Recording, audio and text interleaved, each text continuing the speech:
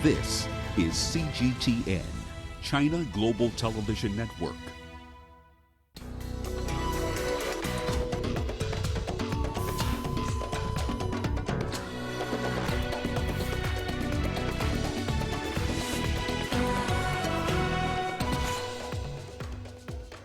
Challenges of easing restrictions hit most African nations in the battle against the coronavirus.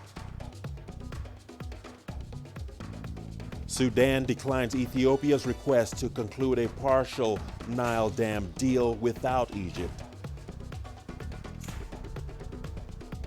And U.S. Secretary of State Mike Pompeo arrives in Israel for talks on Mideast plan and COVID-19. Hello and welcome to Africa Live. As always, great to have you with us. I'm Richard Searle-Ntal live in Nairobi. And for those of you joining us from across the continent and around the globe, we thank you for joining us. Let's take a look at other stories making headlines this hour. In business, the IMF raises Kenya's debt distress risk to high due to the coronavirus pandemic. And in sports, tough time for diehard Al Ahly fans as the coronavirus pandemic grounds sports in Egypt. Once again, welcome to Africa Live. Great to have you with us. We begin with the latest updates on the spread of the coronavirus on the African continent. There are over 69,000 confirmed cases and more than 23,000 recoveries across Africa. According to the Africa Centers for Disease Control and Prevention, the death toll stands at 2,400. Let's break down the numbers by region. Northern Africa has over 23,000 recorded cases. Almost half of the cases are coming from Egypt. In an effort to combat the spread of the virus, the country has broadened the powers granted by the state of emergency law.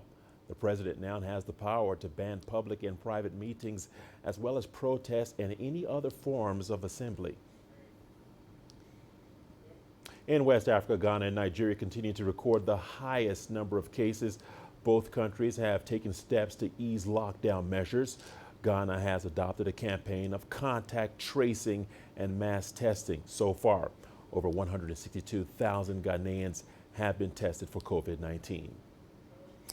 Eastern Africa has the lowest number of recorded deaths on the continent. Somalia, Sudan, and Djibouti are the only countries in the region to record over 1,000 cases.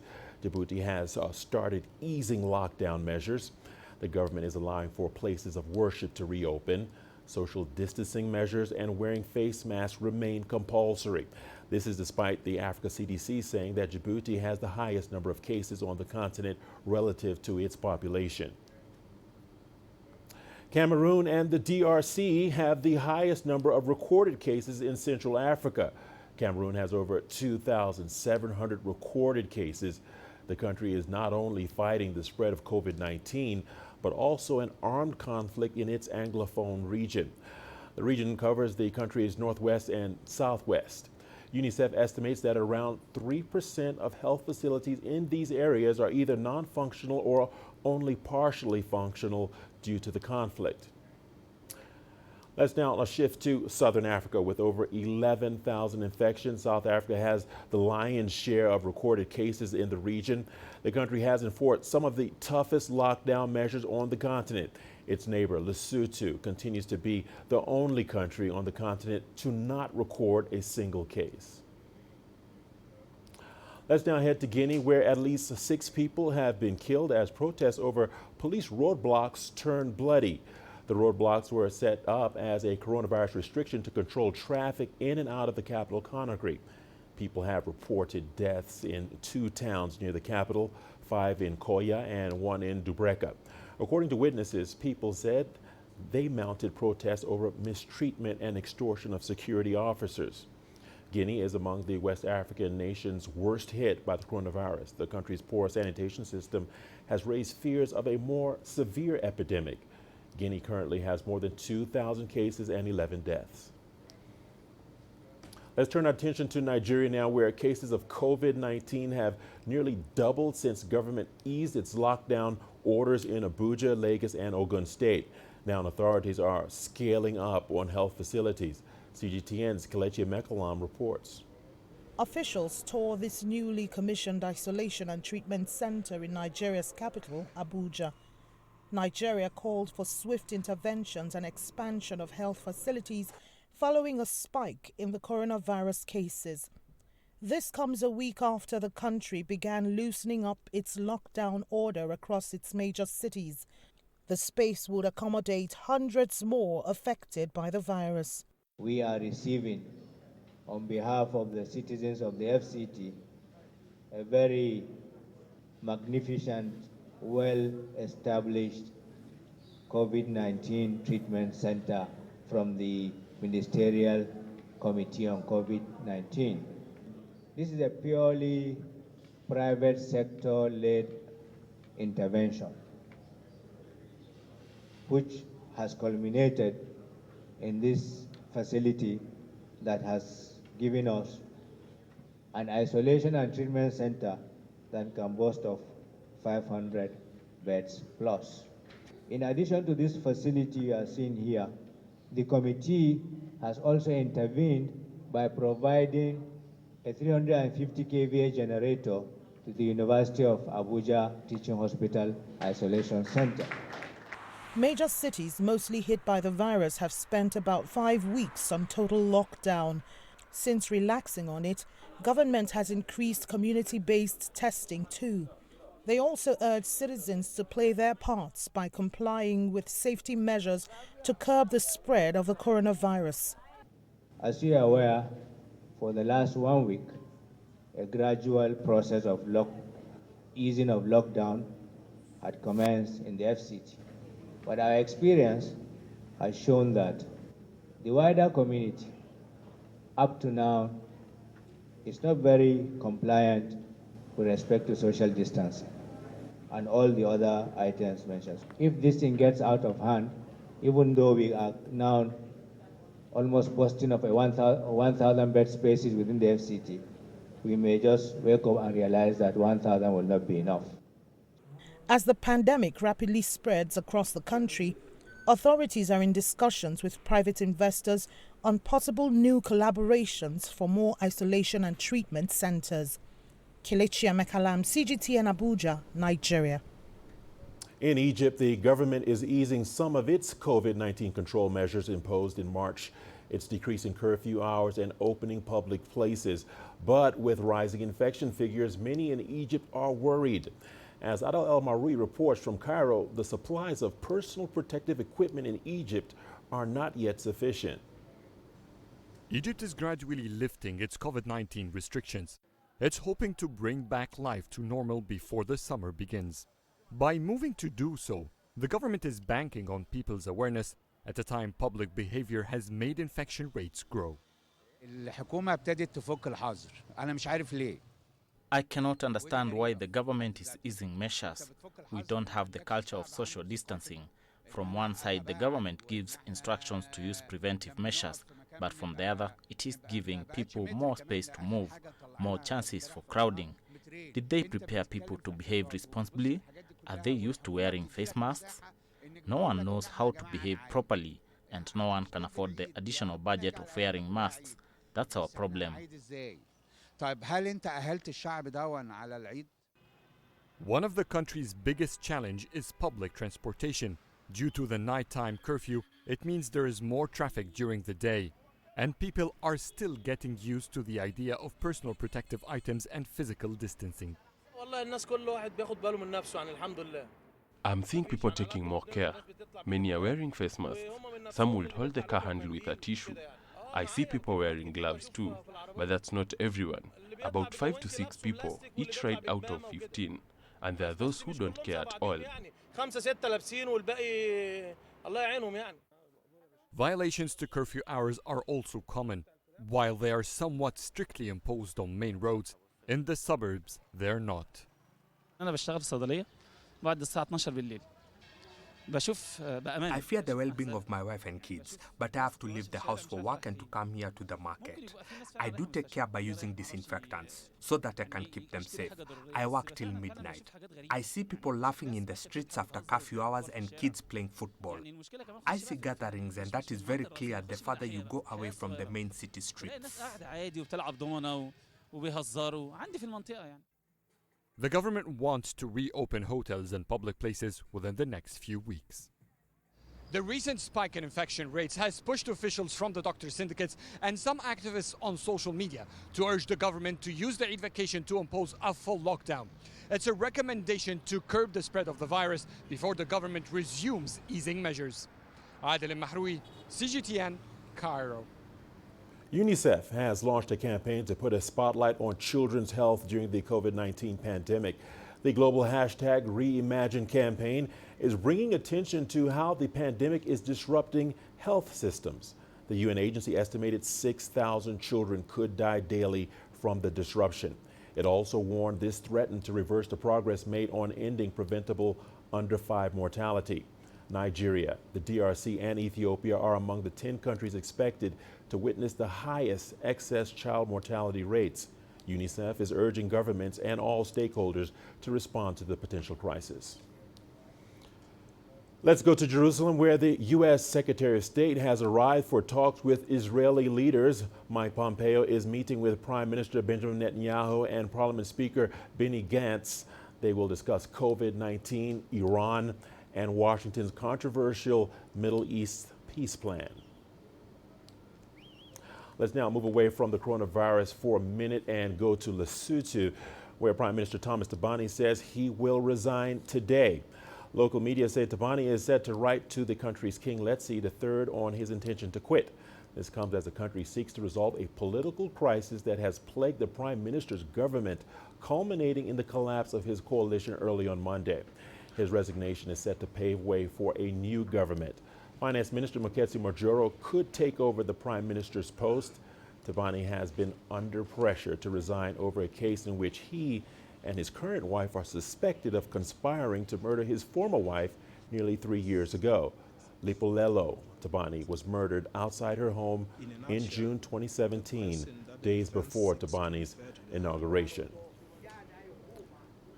Well, CGTN's Angelo Coppola has been following the unfolding political situation in Lesotho. He now joins us from Johannesburg with the latest. Angelo Coppola, thank you for joining us here on Africa Live. Well, Angelo, the Lesotho Prime Minister was expected to resign today. What's the latest on this, Angelo?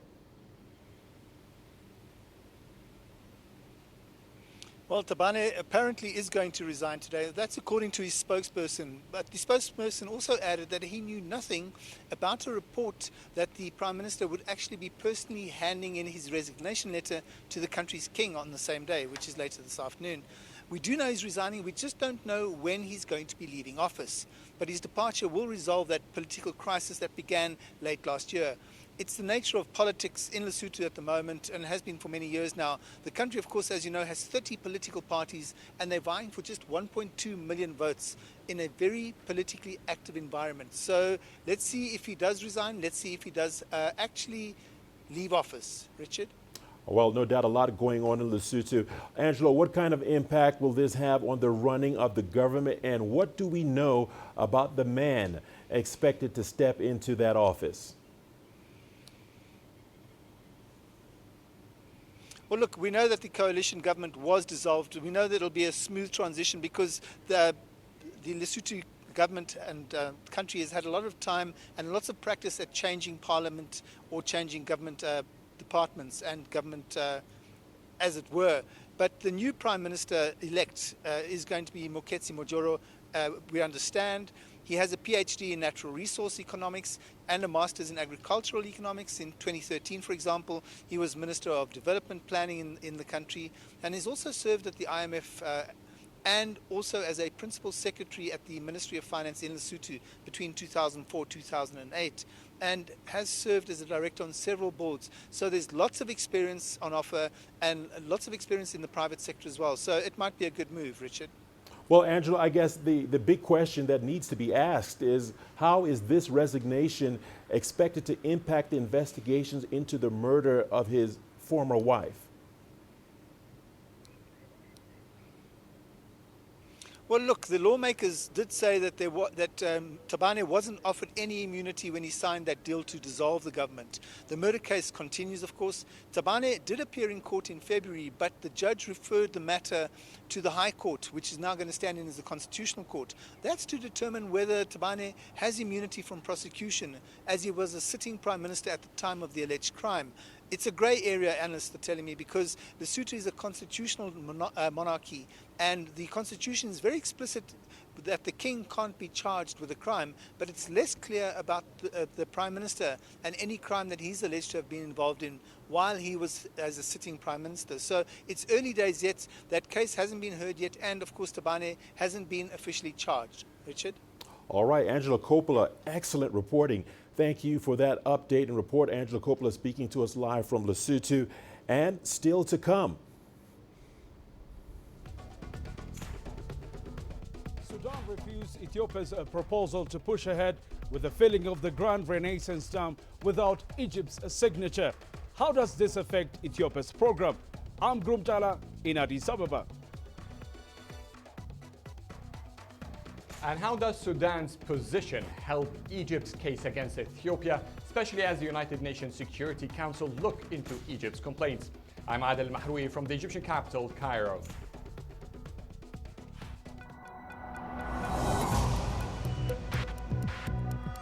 Each day, there are millions of stories. Each one can open new perspectives, new possibilities. Wherever you look, we are there to see, discover, explore. We put the pieces together to find what really matters to you, all around the world, all around the clock. Our reporters are at home across the globe. From our headquarters in Beijing and production centers in Washington, Nairobi, and London, China Global Television Network. Stories from across the globe, reaching people across the globe. CGTN. See the difference.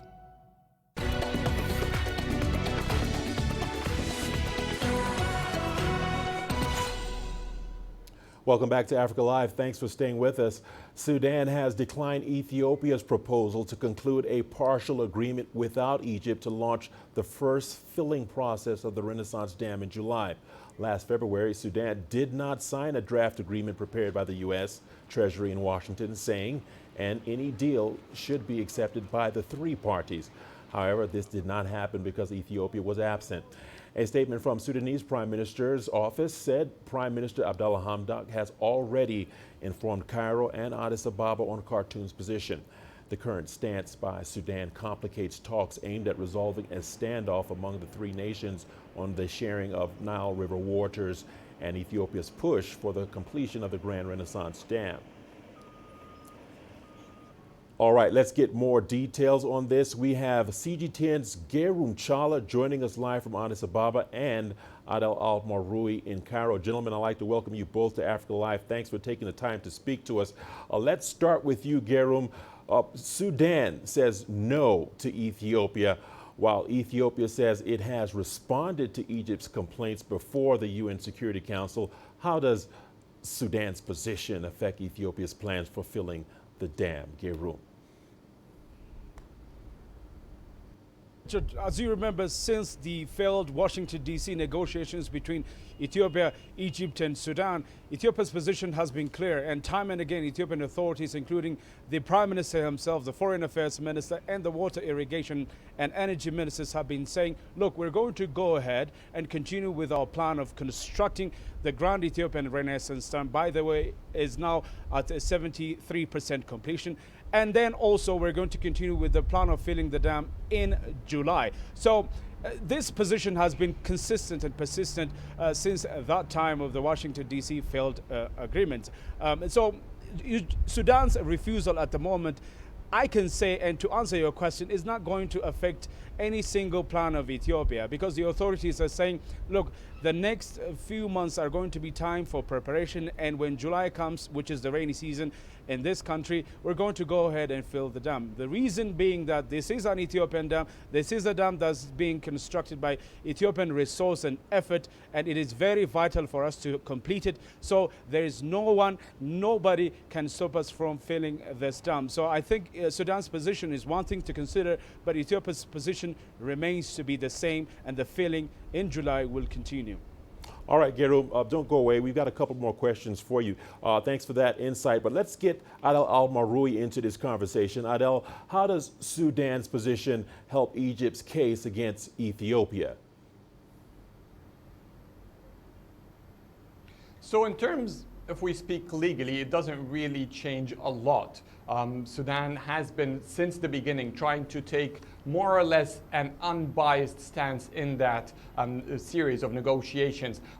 Let's not forget that a couple of months back, Sudan has rejected an Egyptian draft resolution at the Arab League, trying to get unanimous Arab support to its rights in the Nile water share and stand against Ethiopia's filling of the reservoir in July without reaching any agreement. And Sudan did not sign on that resolution and showed its objection to it. So Sudan has been taking that similar position. It wants the three nations to take unanimous agreement over all articles of the Nile water agreement before proceeding and before doing anything. And that's why the polarization efforts that has happened, attempts from Egypt and now from Ethiopia, both have failed from the Sudanese perspective. But in terms of technical concerns, Sudan's announcement does support the Egyptian concerns. In the statement announcing the rejection to Ethiopia's request for an agreement on the filling, Sudan said that there are still a lot of issues to be considered, among them the environmental and the social impact of the dam, the security measures and safety measures taken at the dam, and also, and more importantly, the coordination mechanism between the three countries on the operation of the dam. So all of that is among the concerns that Egypt has been raising, and Egypt has been wanting to have agreement upon from the three countries before the filling begins.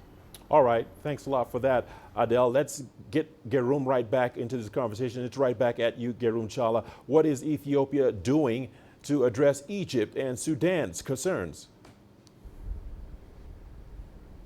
So the first and the most important one, and again, the most persistent and the continuous Ethiopia's effort to address the concerns by Egyptian authorities or Sudanese authorities on the people in the two countries is a continuous transparency. How the dam is being built, what kind of progress there is, what kind of effects it has in the region, and also in the water resource that Egypt, for instance, talks about of environmental situations, or if drought season comes, what are we going to do? So continuous information has been delivered to these countries, and that's according to Ethiopian authorities who are on top of the construction of the Grand Renaissance Dam. The second is communication. Whenever they are meeting, Ethiopia has been offering first-hand information for these countries and their people as to show them that there is no hidden agenda of affecting any country, a riparian country, most importantly Egypt and Sudan. In the case of Sudan, Sudan has been a supporter of Ethiopia's notion, Ethiopia's plan of building the Grand Renaissance Dam. Why? Because of two most important reasons. One, this dam, when it is completed, is going to provide a lot of energy, electricity, which Sudan wants it so bad for its development and day-to-day lives. Second, Sudan has been affected for a long time because of the flood that comes from the Nile, and this dam is going to regulate the water flow. So this is also a potential concern for Sudan. Former Sudanese President Omar Hassan al-Bashir himself was even saying that we have to even invest on the construction of the Grand Renaissance Dam because it is equally important for us. Now, this difference by present Prime Minister Abdullah Hamdok is not a big difference according to Ethiopian authorities, and which can be, filled, the gap that is going to be filled with a lot of discussion to come in a near future. So this kinds of transparent, consistent communication, delivery of information is what Ethiopia is doing for the two countries so that they can be comforted, and also they can also understand that there is no hidden agenda to affect none of these countries, but development is the priority here in the region. All right, Gerun Charla, very interesting points you have made there. I guess, Adel El-Maroui, you get my final question. Adel, from Egypt's standpoint, what is the biggest pending issue that must be addressed right now on this Grand Ethiopian Renaissance Dam?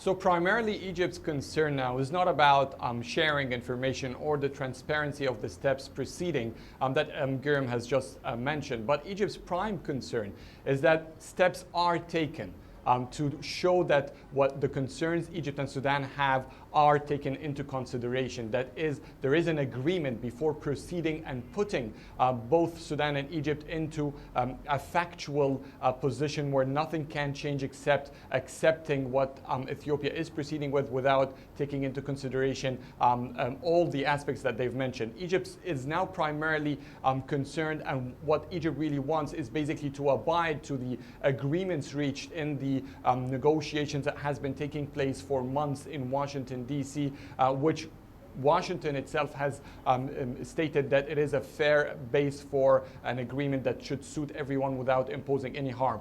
The initial agreements, and by the way, this is when Egypt has showed that it is willing or it is accepting Ethiopia to start the filling during the wet season or the rainy season, as Guillaume mentioned, which starts in July. But Ethiopia has not signed that agreement and has not accepted the rest of the terms in it, and this is what Egypt primarily is concerned about. So these, if basically the Washington agreement is signed and fulfilled and everyone abides to it, Egypt's all concerns that Egypt have will fade away. Other than that, it is fearing that when the filling of the dam starts, its share of the water will be impacted, and Egypt already is at water scarcity stage. It has water poverty according to the regulations and the standards by the United Nations itself. So any additional deficiency in the water resources, and the Nile is the prime one, the country will suffer economically. Its agriculture infrastructure could collapse from any manipulation in that volume of water. All right, let's leave it there for now. Gentlemen, I'd like to thank you both for joining us here on Africa Live and speaking to us, Gerun Charla and Adel El-Maroui. Thank you for your insight and analysis. Moving on to South Sudan now, where Radio Miraya, a station operated by the UN mission there, is using the airwaves to educate students. It's a remote learning initiative developed by South Sudan's Ministry of General Education and UNICEF. CGTN's Flonella Lupawana tells us more. This initiative, started by the United Nations mission in South Sudan, came about following the closure of schools to help curb the spread of coronavirus. The thing about COVID-19 is it has a disastrous effect on so many parts of our life, but also on education, and schools are closed for the moment, but this is one opportunity where children can maintain that taste and that enthusiasm for learning. It brings in the family as well, because everybody will be listening to the program as well. And so even though schools are closed, children are able to continue learning and continue that habit of learning as well, and maintain that enthusiasm. My message to all the listeners, please be patient as we work together with our government and partners.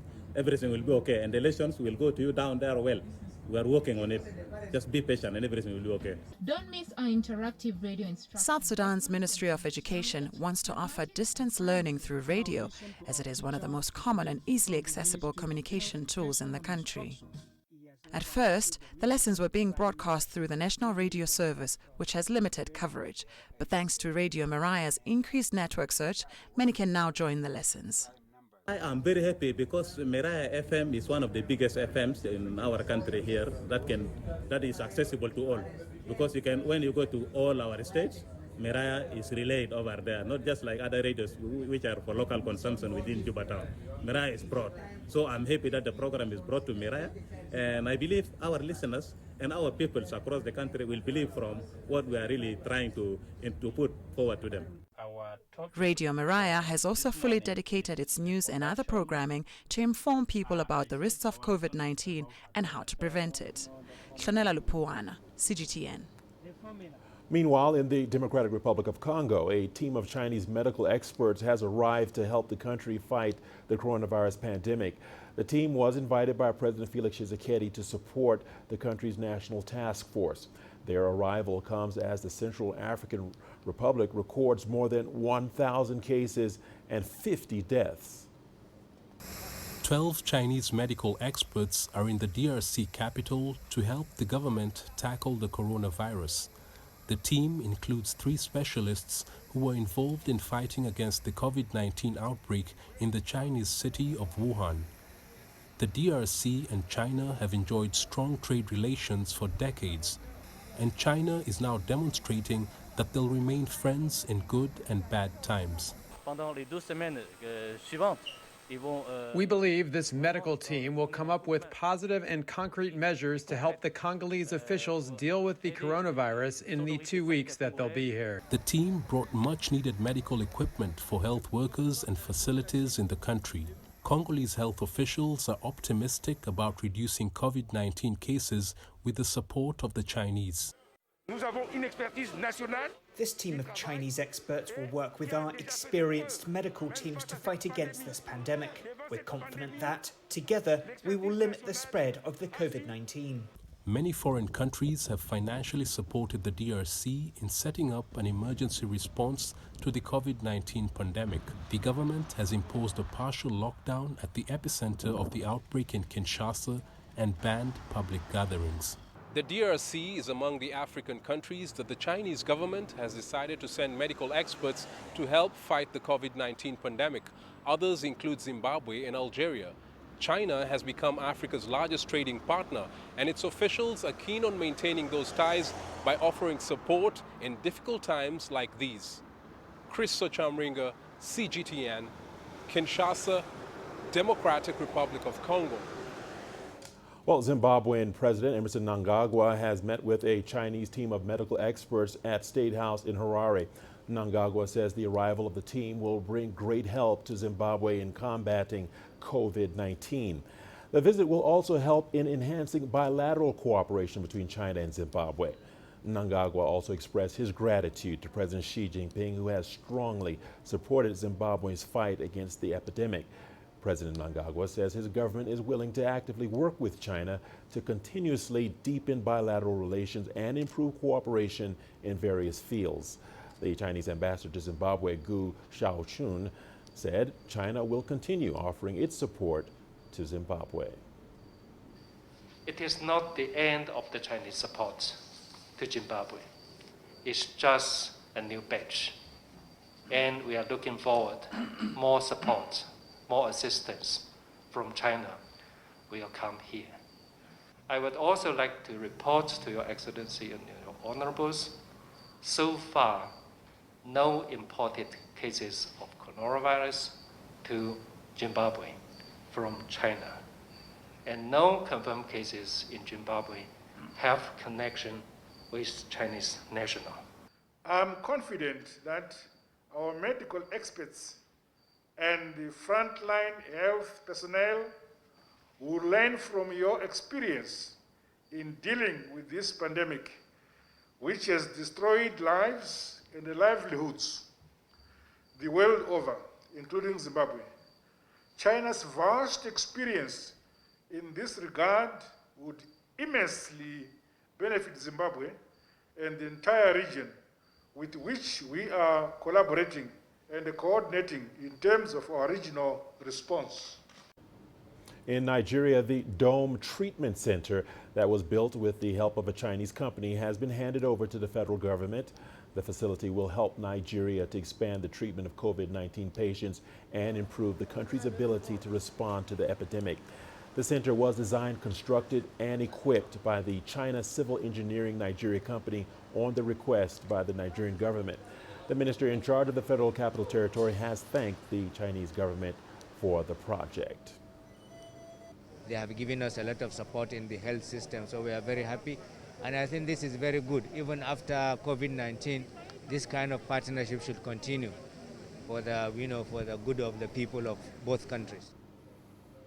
All right, time now for a short break, but when we return.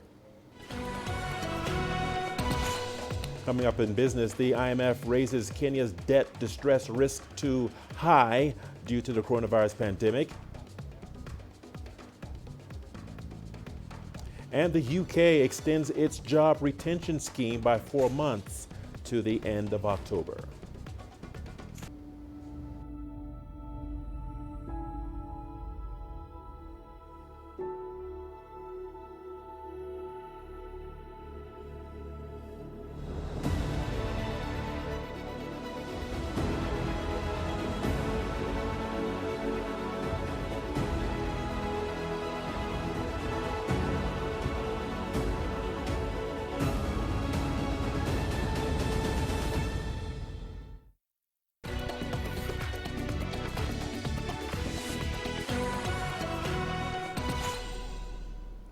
Welcome back. You're watching Africa Live. The International Monetary Fund has raised Kenya's risk of debt distress to high from moderate due to the impact of the coronavirus. The East African nation's debt stood at 61.7% of GDP at the end of last year, up from 50.2% at the end of 2015. Debt is being driven up by gaping budget deficits that were caused by large infrastructure projects such as a new railway line. The government has responded to the crisis with a range of fiscal measures, including cuts to value added and income taxes, which have worsened a number of indicators. The fund, however, says the debt load still remains sustainable. Last week, the IMF approved $739 million in emergency funding for Kenya to help tackle the COVID-19 crisis. The International Monetary Fund has also urged Ethiopia to accelerate the depreciation of its currency, the birr. The global lender says the move should help stabilize the economy, reduce overvaluation, and help the country cope with the coronavirus crisis. Here is CGTN's Gerum Chala with more. It has been a while since the IMF asked Ethiopian officials to consider the devaluation of the country's currency, birr. The International Monetary Fund believes birr is too strong, and so increasing the pace of a depreciation would help reduce real overvaluation and act as a shock absorber during the crisis of the COVID-19. The government said it is seriously considering IMF's recommendations, but will implement them slowly and cautiously. On the other hand, Ethiopia is working with all its financial institutions in the country in order to stabilize the economy and relieve the burden created by the spread of the coronavirus on individuals and businesses. One measure has been the injection of billions of birr into banks.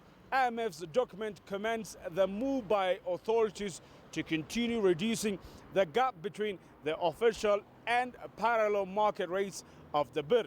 However, the document calls for monitored progress and caution as the country heads to a market clearing exchange rate.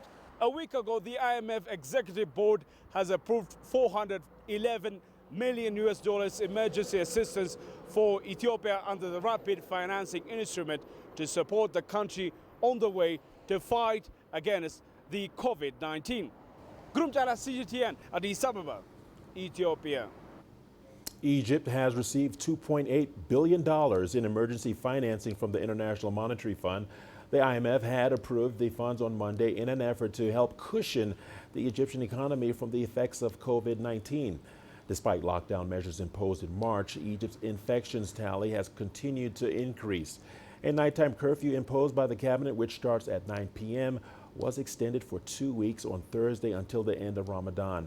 Egypt has signaled recently that it is looking to lift some restrictions by next month and has urged people to maintain social distancing and other preventative measures when these changes take place.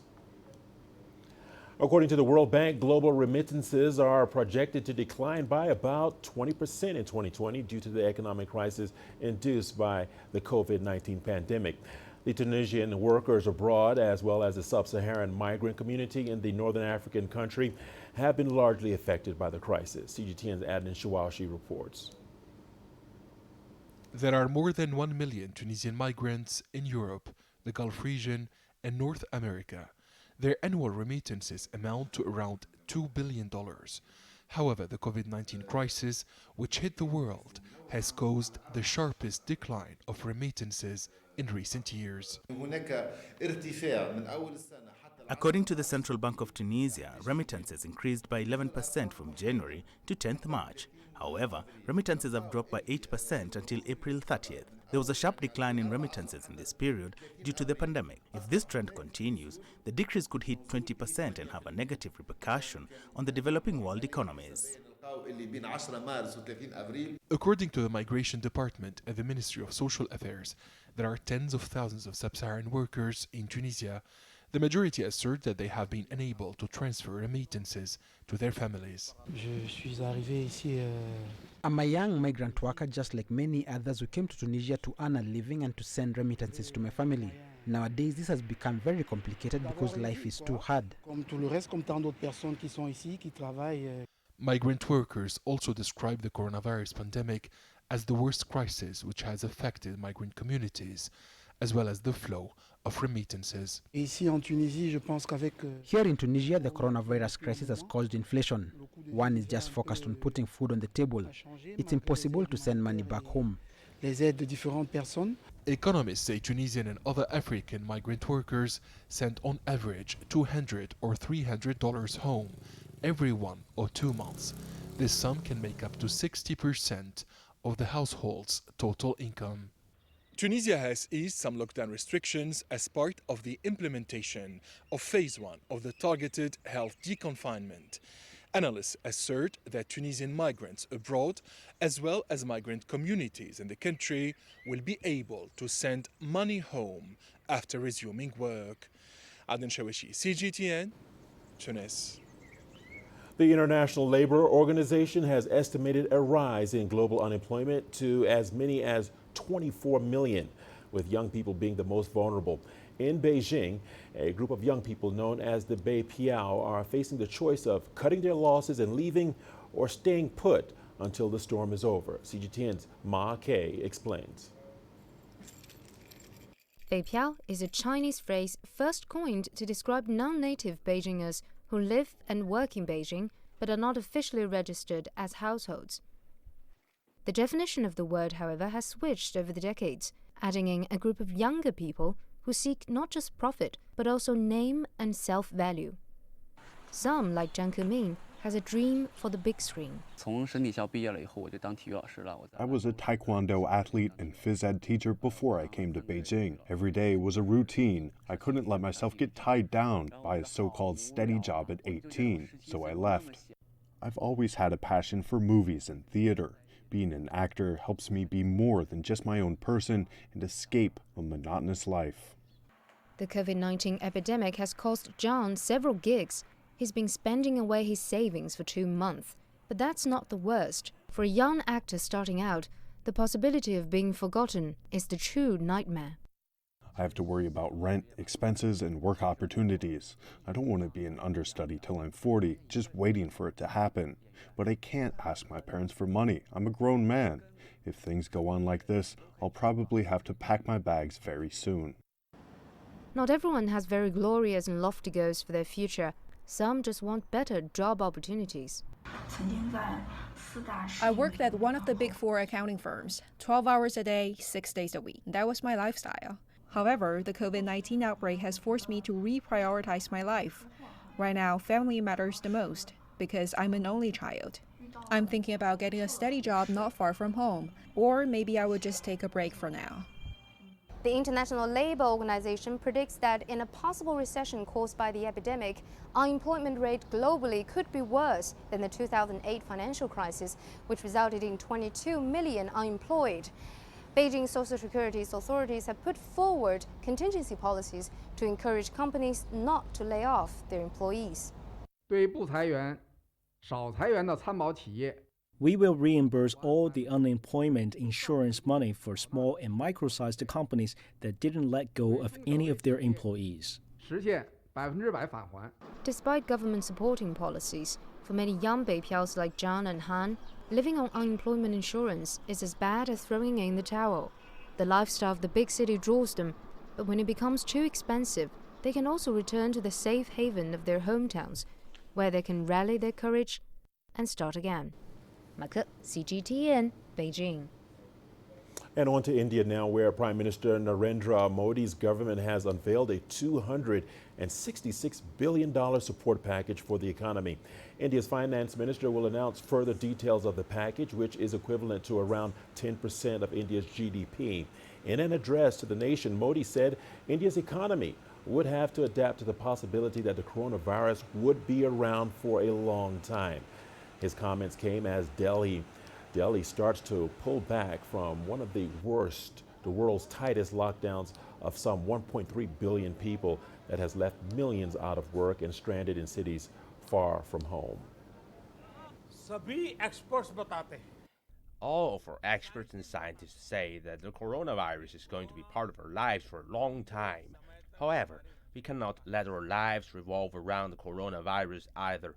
We shall wear masks, follow physical distancing, but we won't let our goals out of sight.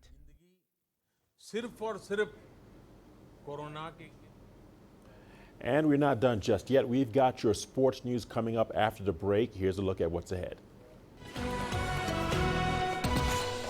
Tough time for diehard Al Ahly fans as the coronavirus pandemic grounds sports in Egypt. Africa is the nexus of enterprise, and global business will tell you why it matters. From the mega investment projects to multi-billion-dollar mergers and acquisitions. Africa today collects, just in terms of revenues for taxes alone, $545 billion a year. If you take 10% of that and you devote it to the energy sector, problem solved. All this on Global Business, weekdays at this time on CGTN. The greatest journeys,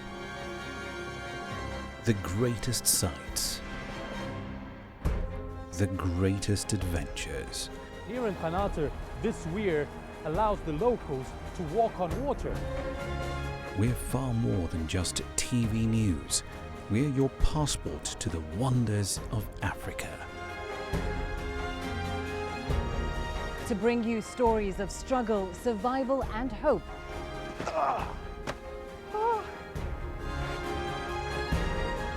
So let's explore.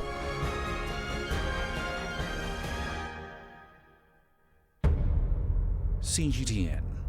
See the difference.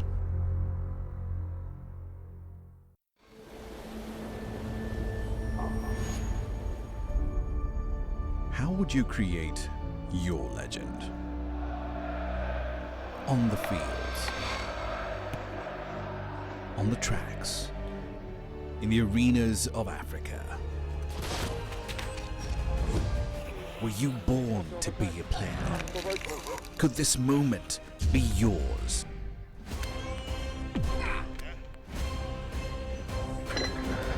Sports Scene. Find your game.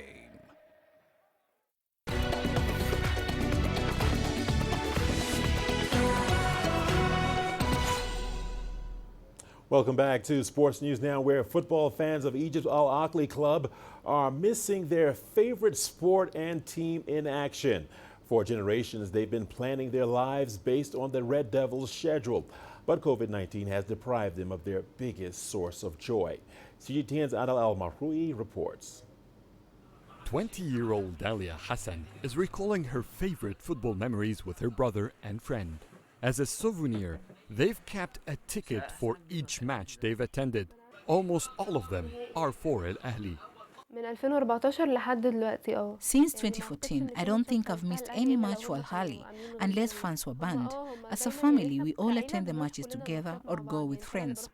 My favorite match is the 2017 semi-finals against Etoile du Sahel. Al Ahly won 6-2. It was a great experience. Both her parents are Al Ahly fans. They've raised Dalia and her brother to follow and love Africa's most decorated team, the same way they do. My mom's story is remarkable. Since she was a child, my grandparents would make her watch all Al Ahly games, which was very unusual for a girl at that time. Since we were young, she'd make us watch the matches on TV. She'd encourage me to play football with boys, so I'm a fan and I play football. I was raised among 3 sons and a sister. They all supported Al Ahly by heart. Every match, our extended family would come over to watch. Our house would become packed with people whenever the team played.